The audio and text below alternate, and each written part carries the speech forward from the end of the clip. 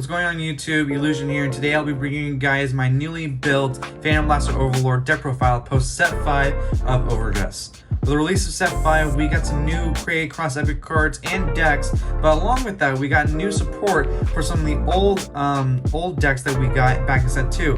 Things like Dragon Overlord and Phantom Blaster Dragon. So without further ado, let's get straight into the deck profile. Alrighty, starting off with the ride line, we are running the one full bow. This is just a regular Cave Sanctuary starter. However, you can basically run whatever starter you want for this deck. It pretty much doesn't matter because they all do the same thing.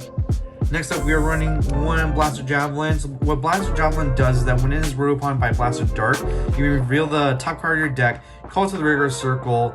But if it's not a unit card, you have to discard it to the drop zone. So basically, it allows you to call a free card from the top of your deck as rest, which will be used for a different skill. However, if you are running orders in this deck, which I highly recommend you don't, if you reveal that order from Blaster Javelin's skill, then it has to go to the drop zone, and then you don't get a free unit. Next up, we are running the one Blaster Dart. So what Blaster Dart does is that when this unit is placed in the Vanguard or rear guard circle, Cardfight Blaster 1, retire a rear guard, choose one of your opponent's rear guards, retire it, and then this unit gets drive +1 to the end of turn. So this allows you to, on your second ride phase, you're allowed to get Twin Drive with Blaster Dart, which is sort of kind of like a parallel to its old skill back in V. And then its second skill reads that during your turn, if your rear guard was retired this turn, this unit gets 5k. That's only in the rear guard circle and does not matter on your Vanguard circle. It will matter during the late game. Last but not least, we're running the one Phantom Blaster Overlord. So what Phantom Blaster Overlord does is continuous on Vanguard circle. If you have Phantom Blaster Dragon in your soul, it gets +1 crit, and this skill is basically continuous. And then second skill reads that when it attacks, you retire 2 rear guards, choose a Blaster Dart from either your soul or your drop, call to you on the rear guard circle, and then if your Vanguard or your opponent's Vanguard is grade 3 or greater, that unit and then this unit gain 10,000 power to the end of the turn. So not only does this allow you to do some sort of like variation of a multi-attack, it gives power to both Blaster Dart and this unit being able to not only hit for a high number, but also being able to hit with an extra damage too, which is really impressive. Alrighty, that is it for the ride line. Moving on to the main deck, we are running 3 copies of Phantom Blaster Overlord. This is a Persona Ride deck, so it wouldn't make sense to not run, the full playset of Phantom Blaster Overlord. Next up, we are running 4 copies of Phantom Blaster Dragon.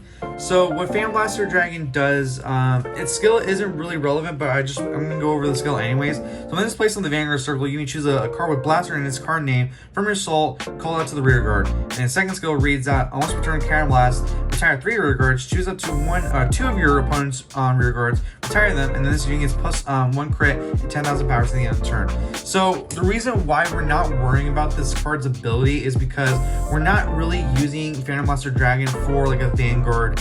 We're just only using it for ditch fodder or fodder to put into the soul, and we'll begin to why we use this card in just a little bit. However, we need to run forward because we need to see a Phantom Blaster Dragon in the soul as soon as possible, and I'll be going over why we need to do that. Next up for the grade 3s, we're running 4 copies of Rod Angel. So what Rod Angel does is that when his unit is placed on the rear guard circle, Soul Blast 1, look at the top card of your deck, and if it's a unit card, you may call it to the rear guard circle in the same column as this unit. However, you're able to basically put the card on top of your deck still if you choose not to call it.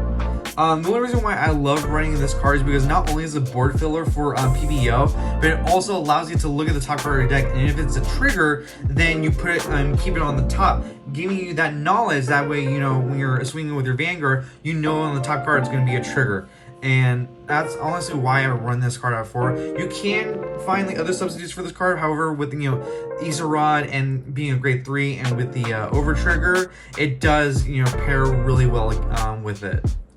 Moving on to the grade 2, so this is where I'm going to be going over why we have to run Phantom Blaster Dragon in the main deck, and it's because of this card. So this is 4 copies of Skull Witch Nemen. This card came out in set 5 as a new rarity, the 10th triple rare, and holy cow, this card is actually insane.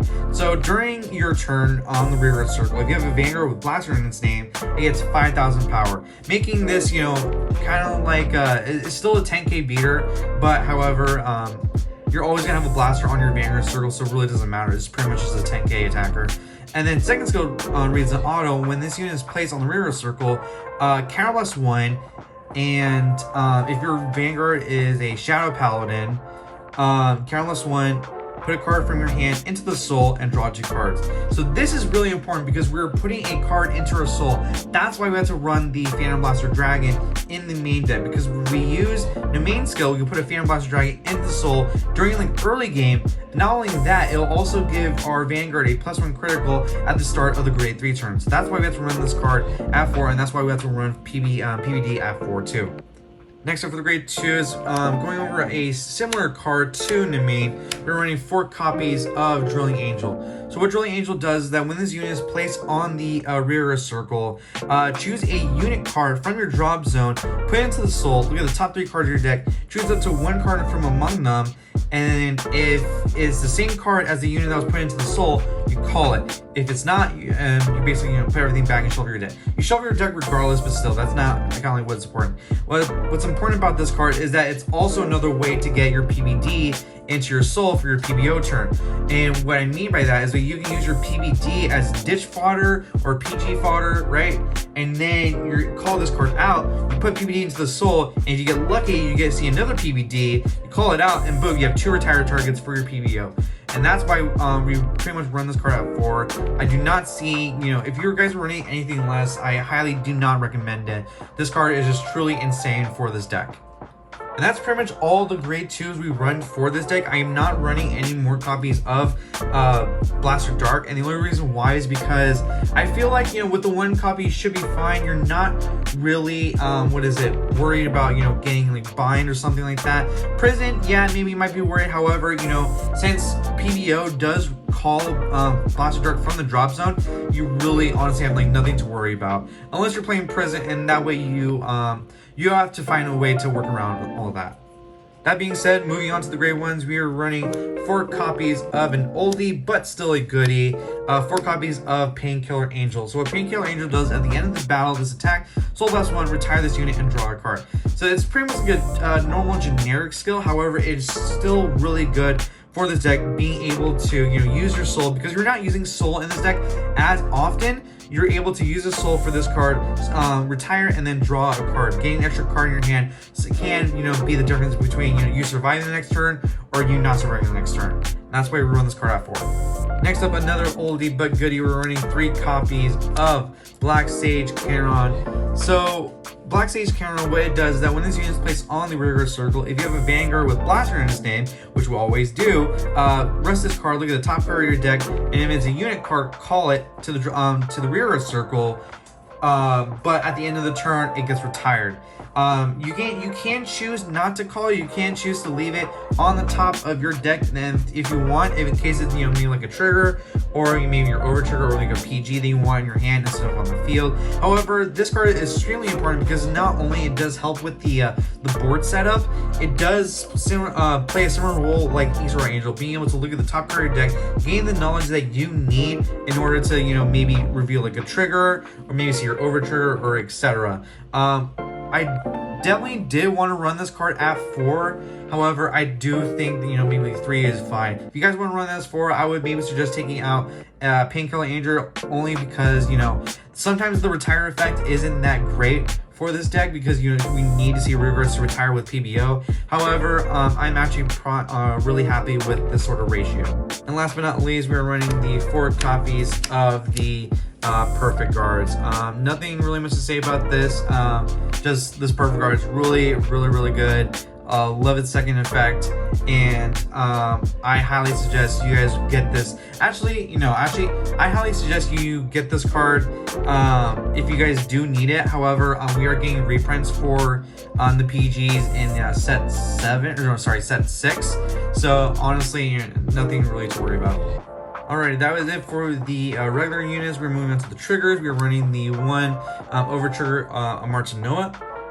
So I personally think with Martin Noah and PBO, Martin Noah becomes extremely better than when it was in PBD.